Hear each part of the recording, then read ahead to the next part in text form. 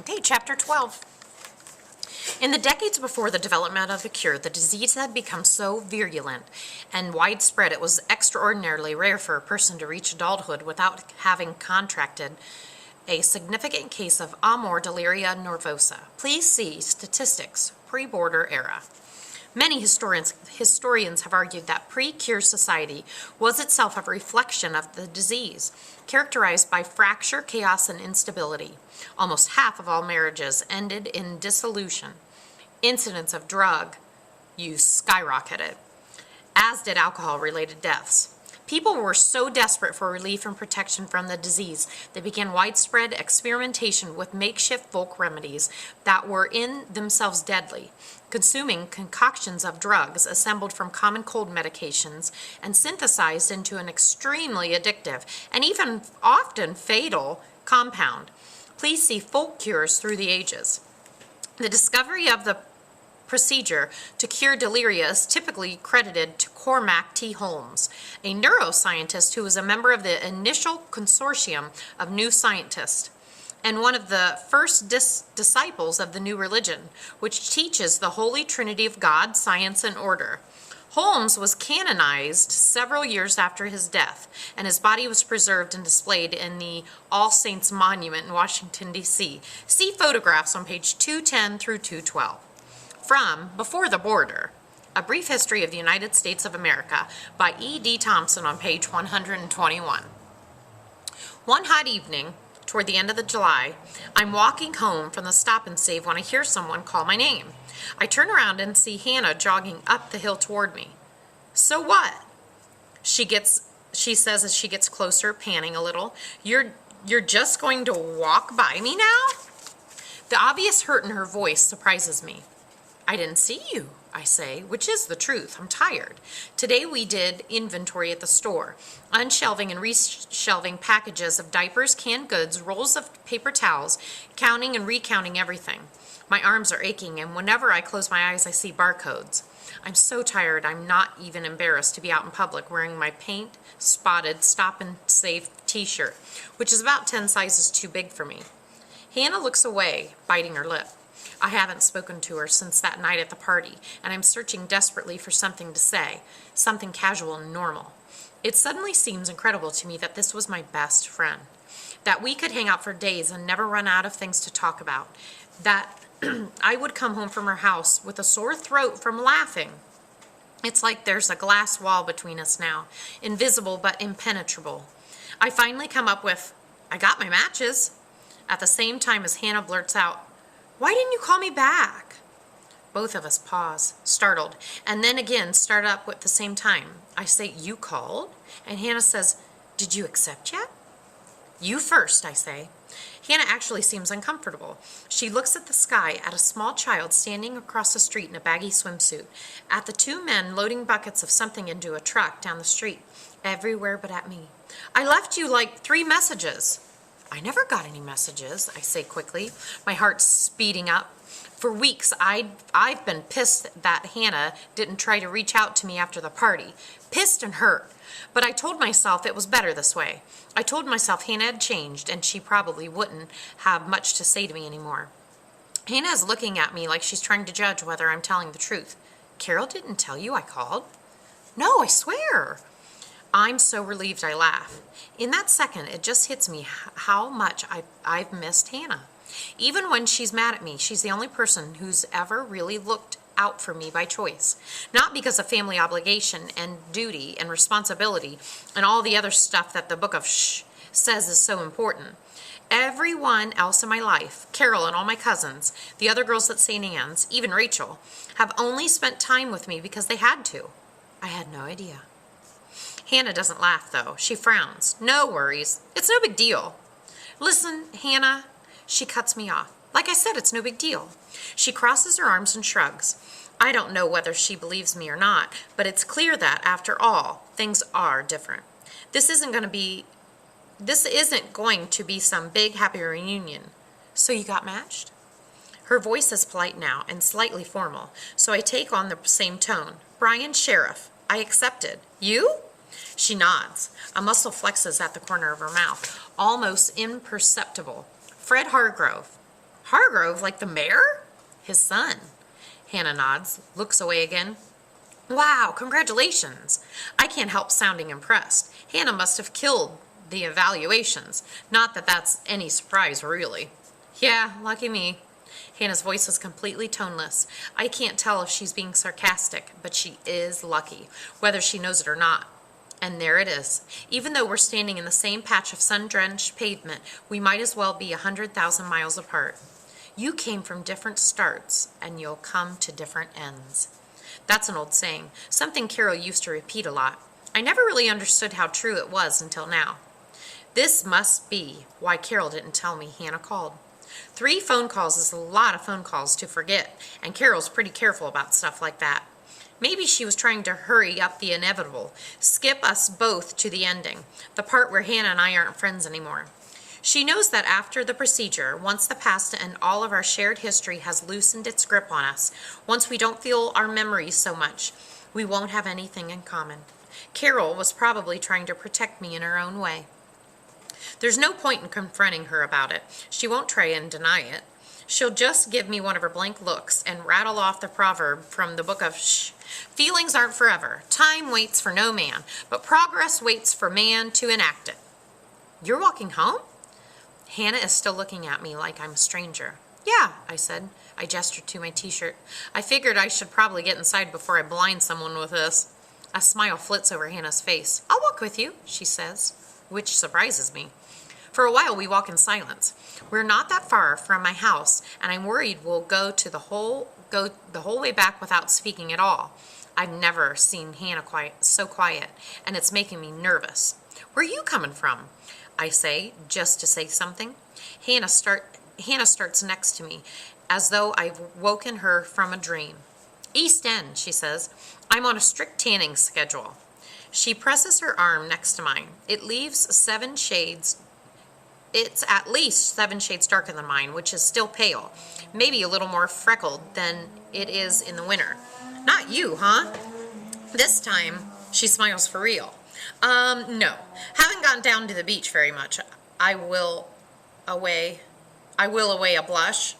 Thankfully, Hannah doesn't notice. Or if she does, she doesn't say anything. I know. I was looking for you. You were? I shoot at her a look from the corner of my eye. She rolls her eyes. I'm glad to see your attitude is coming back online. I mean, not actively, but I've been down there a few times. Yeah. Haven't seen you. I've been working a lot, I say. I don't add. To avoid East End, actually. You still running? No, too hot. Yeah, me too. Figured I'd give it a rest until fall. We walk a few more paces in silence, and then Hannah squints at me, tilting her head. So what else? Her question catches me off guard. What do you mean, what else? That is what I mean. I mean, what else? Come on, Lena. It's the last summer, remember? The last summer of no responsibilities and all that good stuff. So what have you been doing? Where have you been? Nothing. I haven't done anything. This is the whole point, to stay out of trouble, to do as little as possible. But saying the word makes me feel kind of sad. The summer seems to be narrowing rapidly, shrinking down to a fine point before I've even had the chance to enjoy it. It's already almost August. We'll have another 5 weeks of this weather before the wind starts cutting in at night and the leaves get trimmed with edges of gold. What about you? I say. Good summer so far? The usual, Hannah shrugs. I've been going to the beach a lot. Like I said, been babysitting for the Farrells some. Really? I wrinkle my nose. Hannah always had a thing against children. She's always saying they're too sticky and clingy, like Jolly Ranchers that have been left too long in a hot pocket. She makes a face. Yeah, unfortunately. My parents decided I needed to practice managing a household or some crap like that. You know they're actually making me work out of a budget? Like figuring out how to spend $60 a week is going to teach me about paying bills or responsibility or something? Why? It's not like you'll even have a budget. I don't mean to sound bitter, but there it is, the difference in our futures cutting between us again. We go silent after that. Hannah looks away, squinting slightly against the sun. Maybe I'm just feeling depressed about how quickly the summer is cycling by, but memories start coming thick and fast, like a deck of cards being reshuffled in my head.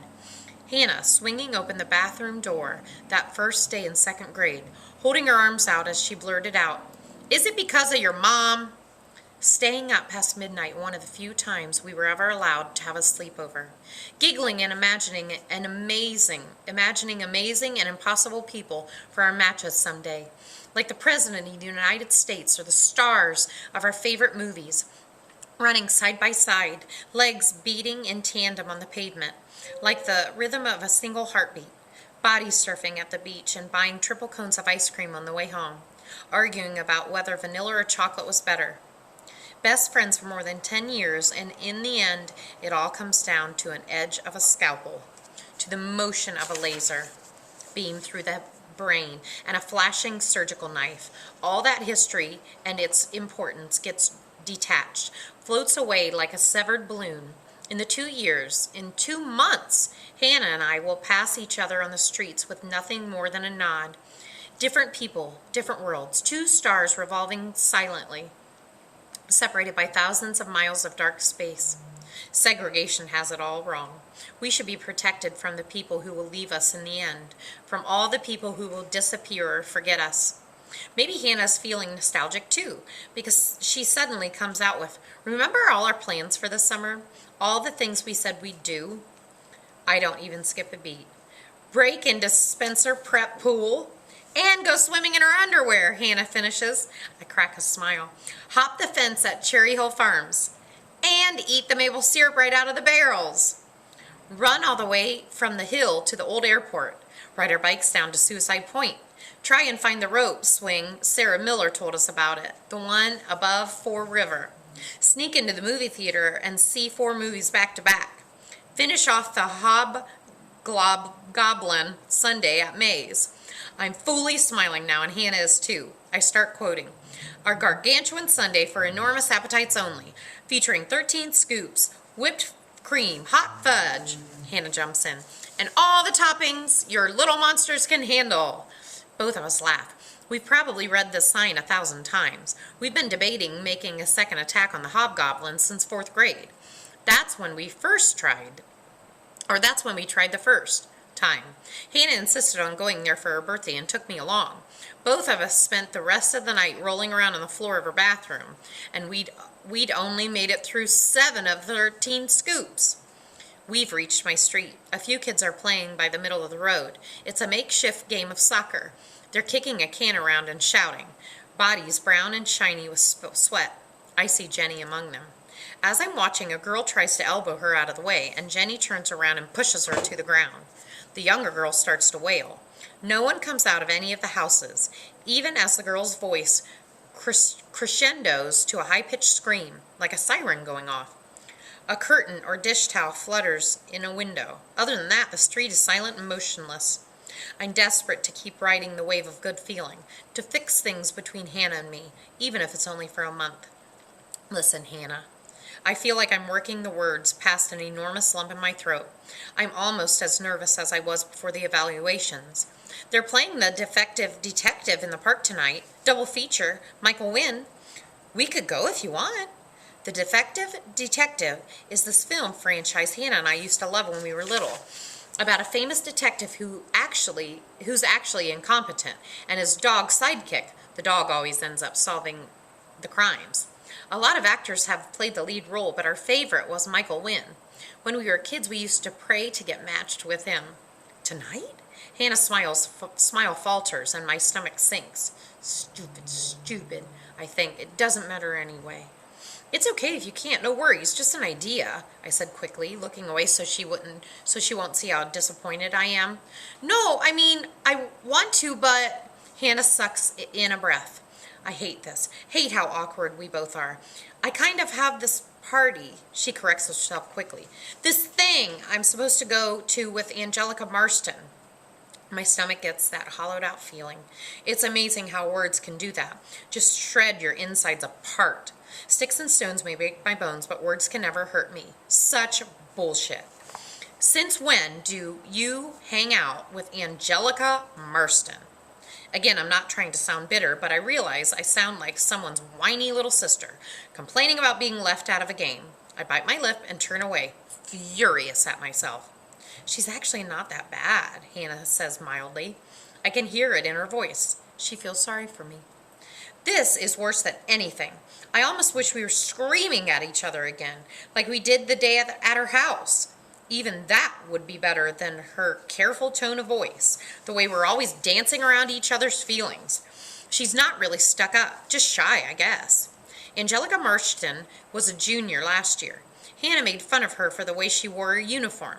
It was always perfectly pressed and spotless. The collar of her button-down turned down exactly, her skirt hitting exactly at the knee.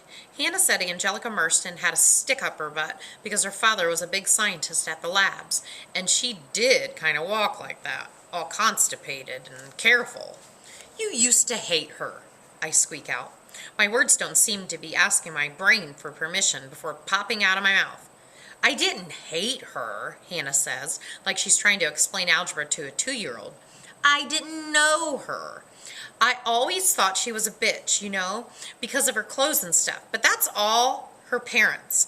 They're super strict, really protective and stuff. Hannah shakes her head. She's not like that at all. She's different. That word seems to vibrate in the air for a second. Different. For a second, I have an image of Hannah and Angelica, arms linked, trying not to laugh, sneaking through the streets after curfew. Angelica fearless and beautiful and fun, just like Hannah. I push the image out of my head. Down the street, one of the kids kicks the can, hard. It skitters between 2 dented silver garbage cans that have been set out in the road, a makeshift goal. Half of the kids start jumping up and down, pumping their fists. The others, Jenny included, gesticulate and yell something about offsides. It occurs to me for the first time how ugly my street must look to Hannah. All the houses squished together, half of them missing window panes, porches sagging in the middle like old beaten-down mattresses. It's so different from the clean, quiet streets in West End, from the silent, gleaming cars and the gates and the green hedges. You could come tonight, Hannah said quietly. A rush of hatred overwhelms me. Hatred for my life, for its narrowness and cramped spaces. Hatred for Angelica Marston, with her secretive smile and rich parents. Hatred for Hannah, for being so stupid and careless and stubborn, first and foremost, and for leaving me behind before I was ready to be left. And underneath all those layers, something else, too. Some white-hot blade of unhappiness flashing in the very deepest part of me. I can't name it or even focus on it clearly, but somehow I understand that this other thing makes me the angriest of all. Thanks for the invitation, I say, not even bothering to keep the sarcasm out of my voice. Sounds like a blast. Will there be boys there too? Either Hannah doesn't notice the tone of my voice, which is doubtful, or she chooses to ignore it. That's kind of the whole point, she says deadpan. Well, and the music. Music? I say. I can't help but sound interested. Like the last time? Hannah's face lights up. Yeah, no, different band.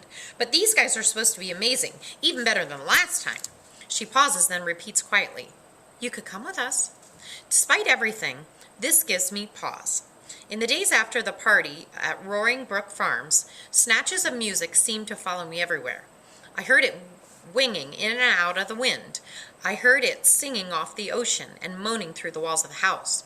Sometimes I woke up in the middle of the night, drenched in sweat, my heart pounding, with the notes sounding in my ears. But every time I was awake and trying to remember the melodies consciously, hum a few notes or recall any of the chords, I couldn't.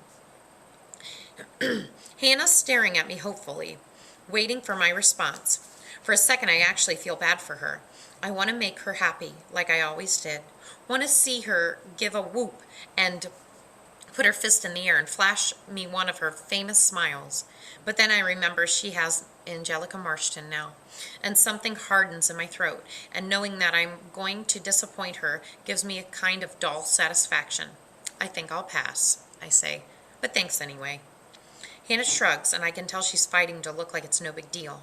If you change your mind, she tries to smile, but can't keep it for longer than a second. Tanglewild Lane, Deering Highlands. You know where to find me. Deering Highlands, of course. The Highlands is an abandoned subdivision off Peninsula. A decade ago, the government discovered sympathizers, and if the rumors are true, even some invalids. living together in one of the big mansions out there. It was a huge scandal, and the bust, the result of a year-long sting operation. When all was said and done, 42 people had been executed and another 100 thrown in the crypts. Since then, Deering Highlands has been a ghost town, avoided, forgotten, condemned. Yeah, well, you know where to find me. I gesture lamely down the street. Yeah. Hannah looks down at her feet, hops from one to the other. There's nothing else to say, but I can't stand to turn around and just walk away. I have a terrible feeling this is the last time I'll see Hannah before we're cured. Fear seizes me all at once, and I wish I could backpedal through our conversation. Take back all the sarcastic or mean things that I said. Tell her I miss her and want to be friends again. But just when I'm about to blurt this out, she gives me a quick wave and says, "Okay then, see you around." And the moment collapses in on itself. With it, my chance to speak. Okay, see you. Hannah starts off down the road. I'm tempted to go watch her go. I get the urge to memorize her walk, to imprint her in my brain somehow, just as she is, but I'm watching her waver in and out of the fierce sunlight.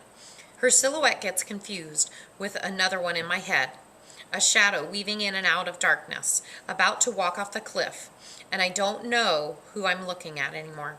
Suddenly, the edges of the world are blurring, and there's a sharp pain in my throat, so I turn around and walk quickly toward the house. "Lena!" she calls out to me just before I reach the gate.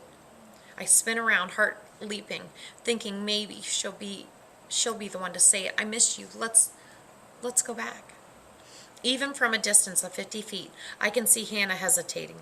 Then she makes this fluttering gesture with her hand and calls out, "Never mind." This time, when she turns around, she doesn't waver. She walks straight and quickly, turns a corner, and is gone. But what did I expect? That's the whole point, after all. There's no going back. Okay, we're all done. Bye!